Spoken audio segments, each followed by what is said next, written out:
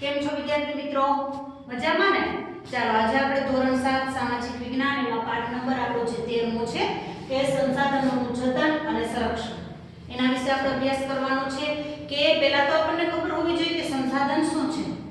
કે કુદરત તરફથી ભગવાન તરફથી આપણને જે ભેટ મળેલી છે, હવા છે, પાણી છે, જમીન છે, વૃક્ષો છે, પર્વતો છે, એ બધું શું છે તો કે આપણું સંસાધન કહેવાય. સંસાધન જે છે એના આપણા પાસે બે પ્રકાર માનવ નિર્મિત સંસાધનો એટલે માણસો દ્વારા જે આપણે એમ કહે છે કે કોઈ પણ વસ્તુ બનાવવામાં આવે તેને માનવ નિર્મિત સંસાધનો કહેવામાં આવે છે. અને કુદરતી સંસાધનો શું તો કે કુદરત તરફથી આપણને જે ભેટ મળેલી છે એને આપણે કુદરતી સંસાધન તરીકે ઓળખવામાં આવે છે. તો એવો જ આપણો સરસ મજાનો પાઠ છે કે જે સંસાધનોનું જતન.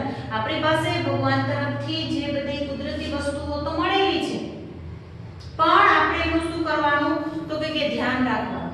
જો આપણે એનું ધ્યાન નહીં રાખીએ, જો આપણે એનું જતન નહીં કરીએ તો આ જે સંસાધનો છે એ ટૂંક સમયમાં કેવા થઈ જશે તો કે લુપ્ત થઈ જશે, ઓછા થઈ જશે.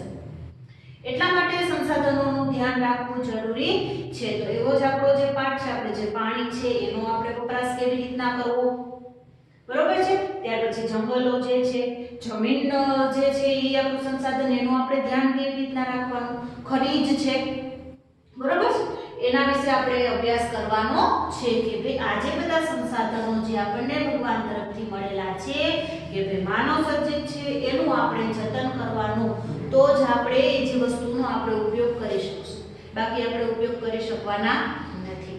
જોતા જઈએ આપણે એક પછી એક. તો પહેલા તો વ્યાખ્યા યાદ રાખવાની. સંસાધન એટલે શું તો કે પૃથ્વી પરથી મળતા અને માનવીને ઉપયોગમાં આવતા કુદરતી પદાર્થોને સંસાધન કહેવામાં આવે છે. ખાસ યાદ રાખવાનું, પૃથ્વી પરથી મળતા, જમીન ઉપરથી આપણે જે પૃથ્વી નામનો ગ્રહ છે એના ઉપરથી મળતું અને કોને ઉપયોગમાં આવે તો કે માનવીને ઉપયોગમાં આવે તેવા કુદરતી પદાર્થો જે હોય છે તેને આપણે સંસાધન કહીએ છીએ. હવા, જળ, જમીન, વનસ્પતિ, આ બધા શું છે તો કે ભગવાન તરફથી આપણને આ બધા સંસાધનો છે એ મળેલા છે. હવા છે કોને આપી? ભગવાને આપી. જમીન ભગવાને આપી.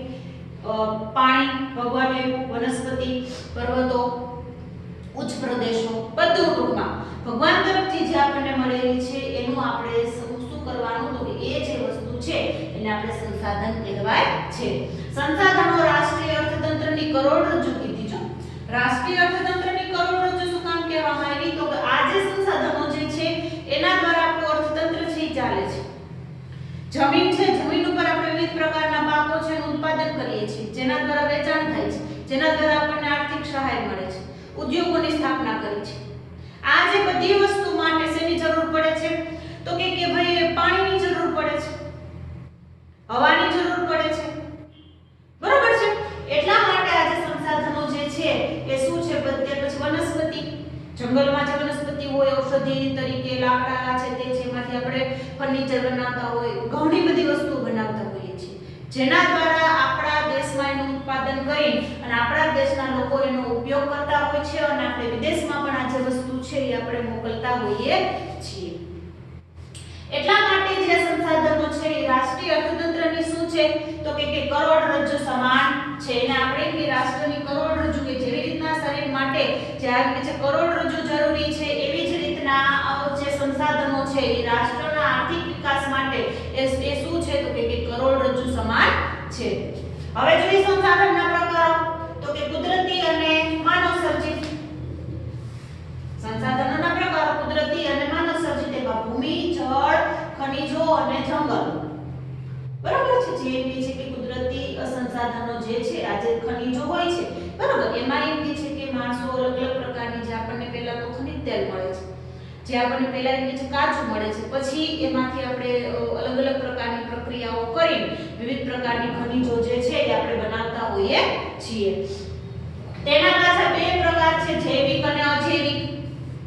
ખાસ યાદ રાખવાનું, ભૂમિ, હવા, જળ અને જમીન જે અજૈવિક છે અને જંગલો અને પ્રાણીઓ શું છે તો કે જૈવિક છે.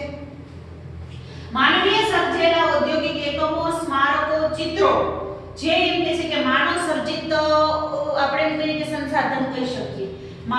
બરોબર, આપણી પાસે કાચો માલ તો છે પણ એમાં આપણે અલગ અલગ પ્રકારની રિફાઇનરી દ્વારા અલગ અલગ પ્રક્રિયા દ્વારા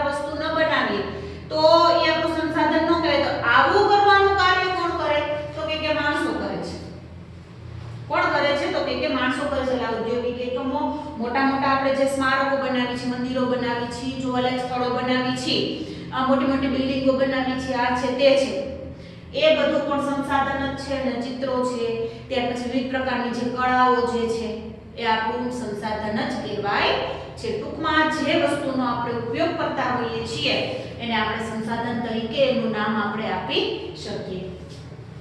હવે આપણે સંસાધન તો મળી ગયા છે, માનવ સર્જિત છે, કુદરતી છે, પણ એનું સંરક્ષણ ધ્યાન તો રાખવું પડશે.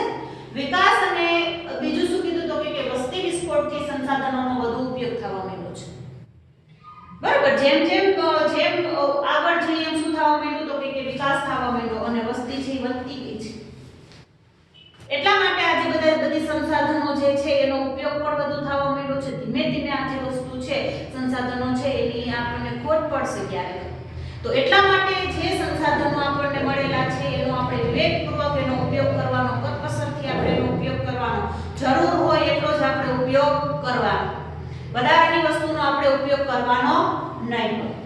રક્ષણ અને વિવેકપૂર્ણ ઉપયોગ કરવો જરૂરી છે, એનું ધ્યાન રાખવું અને એનો વિવેકપૂર્ણ જરૂર પૂરતો જ એનો ઉપયોગ કરવાનો, વધારાનો ઉપયોગ કરવાનો નહીં. સંસાધનના પ્રકાર: ભૂમિ સંસાધન, જળ, જંગલ, કૃષિ, પ્રાણી અને ખનિજ સંસાધન. એક પછી એક આપણે જોતા જવાના છે. પહેલા આપણે જોઈએ ભૂમિ સંસાધન. એમાં ભૂમિ એટલે જમીન. જમીનનું નિર્માણ કેવી રીતના થાય તો કે ભૂસપાટીનું ઉપલું પડ જેમાં વનસ્પતિ ઉગે છે તેને જમીન કહે છે. ભૂસપાટીનું ઉપરનું પડ, બરાબર છે, ઉપરનું જે પડ છે એમાં શું ઉગે છે તો કે વનસ્પતિ ઉગે છે તેને આપણે શું કહી શકીએ તો કે જમીન કહી શકીએ. જમીન ઉપર શું હોય તો કે ખડકોના નાના મોટા ટુકડા, કાંકરા અને બીજું શું તો કે માટીની રજ.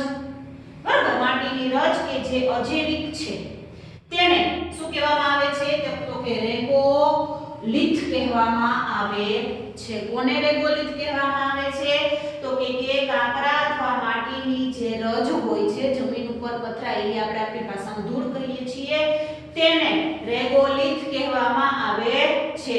જેમાં જૈવિક દ્રવ્યો હવા, પાણી ભળતા જમીન બને છે.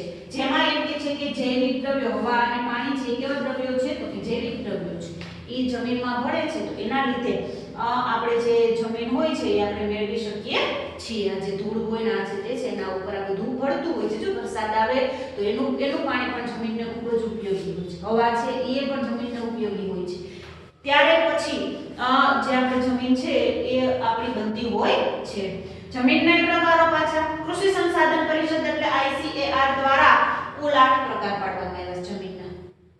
બરોબર છે. કાપની જમીન, રાતી અથવા લાલ જમીન, કાળી જમીન, લેટેરાઇટ જમીન, રણ પ્રકારની જમીન, પર્વતીય જમીન, જંગલ પ્રકારની જમીન અને દલદલ પ્રકારની જમીન. ખાસ યાદ રાખવાનું જમીનના પ્રકાર કૃષિ સંશોધન પરિષદ જે છે આપણી એને ટોટલ 8 પ્રકારો પાડેલા છે. વધારે પડતી તો આપણે કાપની જમીન અને રાતી જે જમીન છે કાપની જમીન એમાં આપણે પાક છે ઉત્પન્ન કરી શકતા હોઈએ છીએ. હવે આપણે જોવાનું જમીનનું ધોવાણ અને સંરક્ષણ. જમીનનું જે ધોવાણ થઈ જાય છે એ ધોવાણ અટકાવવા માટે આપણે શું કરી શકીએ તો કે જમીનના ઉપલા કણોનું ઝડપથી કુદરતી બળો દ્વારા અન્યત્ર સ્થળાંતર થઈ જવું તેને જમીનનું ધોવાણ કહે. જો પહેલા વ્યાખ્યા યાદ રાખવાની કે જમીનના ઉપલા કણોનું ઝડપથી કુદરતી બળો દ્વારા અન્યત્ર સ્થળાંતર થઈ જવું. જમીનના ઉપલા જે કણો જે છે એનું ઝડપથી કુદરતી બળો દ્વારા એક જગ્યાએથી બીજી જગ્યાએ શું થઈ જાય તો કે સ્થળાંતર થઈ જવું તેને શું કહેવામાં આવે છે તો કે જમીનનું ધોવાણ કહેવામાં આવે છે. અટકાવવા માટે શું કરી શકો તો કે અટકાવવા માટે વૃક્ષોના વાવેતર, આડબંધ બાંધવા અને ચરાણ પ્રવૃત્તિને નિયંત્રણમાં રાખવું. બરાબર છે. વૃક્ષોનું જે કે છે જમીનનું ધોવાણ અટકાવવા માટે તમે શું કરી શકો તો કે વૃક્ષોના વાવેતર કરવાના. જો વધુ વૃક્ષોના વાવેતર કરેલા હોય બરોબર છે તો એમ કે છે કે જમીનનું ધોવાણ ઓછું થાય છે. ત્યાર પછી એના ઉપર શું એમ કે છે બાંધવાના તો કે આડબંધો બાંધવાના. આડબંધો બાંધી આપણે તો એના લીધે જમીનનું ધોવાણ ઓછું થાય અને ચરાણ પ્રવૃત્તિઓને નિયંત્રણમાં રાખે. ચરાણ પ્રવૃત્તિઓ એટલે કેવી પ્રવૃત્તિઓ તો કે જ્યાં એમ કે છે કે ચરવા માટે આપણે પશુઓને પ્રાણીઓને ચરવા માટે લઈ જતા હોઈએ છીએ તેને આપણે ચરાણ પ્રવૃત્તિઓ કહીએ છીએ. તો આવી જે પ્રવૃત્તિઓ જે હોય છે એને આપણે નિયંત્રણમાં રાખવાની જેના લીધે જમીનનું ધોવાણ અને સંરક્ષણ આપણે કરી શકીએ. ત્યાર પછીનું જે શું છે તો કે ભૂમિ સંરક્ષણ, જમીનનું ધ્યાન તમે કેવી રીતના રાખી શકો તો કે ભૂમિ સંરક્ષણ એટલે જમીનનું ધોવાણ રોકીને એની એમ કે છે ગુણવત્તા જાળવવાના પ્રયત્ન કરવાના. ભૂમિ સંરક્ષણ એટલે જમીનનું ધોવાણ રોકીને ગુણવત્તા જાળવવાના પ્રયત્નો કરવાના. એમાં શું કરી શકો તો કે વૃક્ષો વાવવા, ફળદ્રુપતા ગુમાવી બેઠેલી જમીનમાં પુનઃ સેન્દ્રિય પદાર્થોનું ઉમેરણ કરવું. જે એમ કે છે જમીન છે ફળદ્રુપતા ગુમાવી, અત્યારની જે જમીન છે ફળદ્રુપતા ગુમાવી બેઠી. શું કામ? કેમ કે આપણે જે જમીનમાં જે છે આપણે એમ કહીએ કે વધારે પડતા જે બધા એમ કે છે ખાતરોનો ઉપયોગ કરીએ છીએ, જંતુનાશક વધારે પડતી દવાઓનો ઉપયોગ કરીએ છીએ, જેના લીધે જમીન છે એનામાં ફળદ્રુપતા છે એ ઘટતી જાય છે. એટલે શું કરવાનું તો કે ફળદ્રુપતા ગુમાવી બેઠેલી જમીનમાં પુનઃ સેન્દ્રિય પદાર્થોનું ઉમેરણ કરવાનું. કે એમાં એમ કે છે બીજા એમ કે છે પદાર્થો, બીજું જે ખાતર જે એમ કે છે આપણે આપણું જે સાદું ખાતર હોય, જૈવિક ખાતર છે, આવા બધા ખાતરનો ઉપયોગ કરવાનો કે જેના લીધે જમીન છે ફરી પાછી ફળદ્રુપ થઈ જાય. હવે આપણે જોઈએ બીજું જે સંસાધન જળ સંસાધન. એમાં શું છે તો કે પીવાલાયક પાણી માત્ર 3% જ છે. પૃથ્વી સપાટી ઉપર પીવાલાયક પાણી 100 માંથી 3% છે. બાકીનું 97% પાણી કેવું છે? ખારું છે, જેને આપણે પીવામાં ઉપયોગ લઈ શકતા નથી. પીવામાં તો શું, પણ આપણે જે કહે છે કે જમીનમાં પણ પાકનું ઉત્પાદન કરવાનું હોય એમાં પણ આ જે ખારું પાણી છે ઉપયોગમાં આપણે એનો લઈ શકતા નથી. એટલે પીવાલાયક પાણી માત્ર ને માત્ર કેટલું છે તો કે 3% છે. પૃથ્વીનો એમ કે છે કે ત્રીજો ભાગ જળ વિસ્તાર છે, બરોબર? 4 ભાગમાંથી 3 ભાગમાં પાણી છે, આપણને ખબર છે, અને એક ભાગમાં શું રહેલું છે તો કે જમીન રહેલી છે, જેના ઉપર આપણે બધાય વસવાટ કરીએ છીએ. જળ સંસાધનોમાં મહાસાગરો, ઉપસાગરો, નદીઓ, સરોવરો અને ભૂમિગત જળનો સમાવેશ થાય છે, બરોબર? જળ સંસાધનોમાં મોટા મોટા જે આપણા જે મહાસાગરો છે, જે દરિયા છે, ઉપસાગરો, નદીઓ, સરોવર, ભૂમિગત જળ એટલે કે જમીનની અંદર જે પાણી છે એનો આપણે ઉપયોગ કરતા હોઈએ છીએ, જેને આપણે જળ સંસાધન કહીએ છીએ, કે જ્યાંથી ટૂંકમાં આપણને શું મળી રહે તો કે પાણી મળી રહે. હવે આપણે જોઈએ કે જળની તંગી કઈ રીતના થાય છે, બરોબર? જળની આપણે જરૂરિયાત કઈ રીતના ઊભી થાય છે તો કે વધારે પડતી વસ્તી એમ કે છે વધતી જાય છે, જેના લીધે પાણીની વધારે જરૂર પડે છે. આપણને ખબર જ છે પીવાલાયક પાણી માત્ર કેટલું છે? માત્ર ને માત્ર 3% પીવાલાયક પાણી છે, બરોબર છે? કે એમાં એમ કે છે વધારે પડતી વસ્તી, પાકો અલગ અલગ પ્રકારના આપણે ઉત્પાદન કરી છીએ, ત્યાર પછી શહેરીકરણ વધતું જાય છે, જેમાં વસ્તી વધારે હોય છે, ઉદ્યોગોના લીધે પાણીની તંગી ઊભી થાય છે. જેની એમ કે છે જાળવણી માટે એક જ મુખ્ય ઉપાય છે કયો તો કે પાણીનો વિવેકપૂર્ણ ઉપયોગ કરવાનો. જરૂર પૂરતો તમે ઉપયોગ કરો, વધારે પડતો ઉપયોગ કરો નહીં. જળ સંરક્ષણ માટે જળાશયોનું નિર્માણ કરવાનું. બીજું આપણે શું કરી શકીએ તો કે જળાશયોનું નિર્માણ આપણે કરી શકીએ, કે જેના દ્વારા આપણે પાણીનો સંગ્રહ કરી શકીએ, કે સિંચાઈ દ્વારા આપણે એ જે પાણી છે એ ખેતી માટે એનો ઉપયોગ કરી શકીએ. બાકી બીજો કોઈ એનો ઓપ્શન છે નહીં. ભૂમિગત જળને ઉપર લાવવાના પ્રયત્ન કરવાના. જો જમીનની અંદર જે પાણી છે એના તળ છે સાવ કેવા જતા જાય છે? નીચા જતા જાય. આપણે જે બોર નીચે કરતા હોય છે કેટલા ફૂટ આપણે નીચે ઈ જે બોર આપણે કરીએ ત્યારે પાણી છે ઉપર આવે છે. તો આ જે ભૂમિગત એટલે કે જમીનની અંદર જે પાણી રહેલું છે એને ઉપર લઈ આવવાના આપણે પ્રયત્ન કરવાના. ખેત તલાવડી બનાવવાની, કુવાઓનું નિર્માણ કરવાનું, કે જેના દ્વારા પાણીનો ત્યાં આપણે સંગ્રહ કરી શકીએ, અને બીજું શું તો કે એ જે પાણી છે એનો આપણે ઉપયોગ કરી શકીએ. હવે ત્યાર પછીનું જે સંસાધન છે ખનિજ સંસાધન, જે ખૂબ જ ઉપયોગી છે. આદિમાનવ ખનિજો સાથે સંકળાયેલો હતો. આપણને ખબર છે આદિમાનવો જે છે એ ખનિજો સાથે સંકળાયેલા હતા, કેમ કે પહેલા એણે પથ્થરોનો ઉપયોગ કર્યો હતો. પથ્થરો જે હતા એમાંથી પોતે અલગ અલગ પ્રકારના જે સાધનો બનાવ્યા, જેના લીધે એમ કે છે કે ખેતી માટે પશુઓનું મારણ કરવું હોય આ છે તે છે, એટલા માટે એમ કે છે કે ભાઈ શું કરતા તો કે ખનિજો સાથે સંકળાયેલા હતા. જેને આપણે પાષાણ યુગ કહીએ છીએ. પથ્થરોનો ઉપયોગ કરતા એટલે પાષાણ યુગ, તાંબાનો ઉપયોગ કરતા એટલે તામ્ર યુગ, કાંસાનો ઉપયોગ કરતા કાંસ્ય યુગ, અને લોહ યુગ આપણે લોખંડનો ઉપયોગ કરતા એટલે લોહ યુગ. આ જે બધું છે એક જાતની શું છે તો કે ખનિજો જ છે. શું છે? ખનિજો જ છે. વર્તમાન સમયને અણુ યુગ કહેવાય છે. અત્યારે આપણે ખનિજ તરીકે શેનો ઉપયોગ કરીએ છીએ વધારે પડતો? અણુબોમ્બ બનાવી છે, કે જેનો આપણે વિવિધ જગ્યાએ ઉપયોગ કરતા હોઈએ છીએ. તો અત્યારનો જે સમય છે એને આપણે અણુયુગ તરીકે ઓળખવામાં આવે છે. ભારત પાસે પૂરતા પ્રમાણમાં ખનિજ હોવાથી મિલાવી શક્યું છે. આપણી પાસે જો ખનિજો છે એટલે આપણે વિશ્વ સાથે કદમ મિલાવી શકીએ, બાકી આપણે વિશ્વ સાથે કદમ મિલાવી શકીએ નહીં. બધા એમ કે છે કે દેશ આખી દુનિયામાં બધા પાસે અલગ અલગ પ્રકારની ખનિજો હોય જ છે. આપણી પાસે પણ ખનિજો છે જેના દ્વારા આપણે આપણો આર્થિક વિકાસ કરી શક્યા છીએ. હવે આપણે જે ખનિજનું સંરક્ષણ કરવા આપણે શું કરી શકીએ તો કે ઔદ્યોગિક ક્રાંતિ, વિકાસ, વસ્તીના લીધે ખનિજો ખૂટી જવાનો ભય રહે છે. ઉદ્યોગોમાં બહુ ક્રાંતિ આવી ગઈ છે. બધા ઉદ્યોગોને ચલાવવા માટે ખનિજની જરૂર તો પડે છે. પેટ્રોલ, ડીઝલ આ છે તે છે. ત્યાર પછી વિકાસના માટે જુદા જુદા પ્રકારનો વિકાસ થાય છે અને વસ્તીના લીધે ખનિજની ખોટ આવશે. તેને બચાવવા માટે કરકસર ઉપયોગ કરવાનો અને ખૂટી પડવાના ખનિજોની જગ્યાએ બીજા ખનિજનો ઉપયોગ આપણે કરી શકીએ. આવું એમ કે છે કે ભાઈ વ્યવસ્થા ઊભી કરવાની, તો આપણે ખનિજોનું સંરક્ષણ કરી શકીએ. ત્યાર પછીનું સંસાધન છે વન અને વન્યજીવ સંસાધન. બરાબર છે. એમાં આપણે જોઈએ જંગલોનું મહત્વ. જંગલો આપણને કઈ રીતના ઉપયોગી થાય છે તો કે શાક, સાલ અને ઇમારતી લાકડું જે આપણે ફર્નિચર માટે એનો ઉપયોગ કરતા હોઈએ છીએ. દેવદાર અને ચીડના વૃક્ષમાંથી રમતગમતના સાધનો બનાવતા હોઈએ છીએ. વાંસમાંથી ટોપલા, ટોપલી, કાગળ, બરાબર, રેયોના બધી વસ્તુઓ જે છે એ વૃક્ષમાંથી આપણે આવા બધા વૃક્ષોમાંથી બનાવતા હોઈએ છીએ. વિવિધ પ્રકારની ઔષધિઓ મેળવીએ છીએ આપણે. અને બીજું જંગલો આપણને આર્થિક રીતે ખૂબ જ ઉપયોગી છે કે જેના દ્વારા એમાંથી આપણને જે લાકડું છે, બરોબર, બીજી આ જે ઔષધિઓ જે છે જેનું એમ કે છે વેચાણ કરી અને આપણે આર્થિક રીતે આપણે સદ્ધર થઈ શકીએ છીએ. ભૂમિગત જળને ટકાવી રાખે છે. જમીનની અંદર જે પાણી રહેલું છે તેને ટકાવવા માટે જંગલો ખૂબ જ ઉપયોગી છે. અને જમીનનું ધોવાણ થતું પણ અટકાવે છે, જે સારી વાત કહેવાય.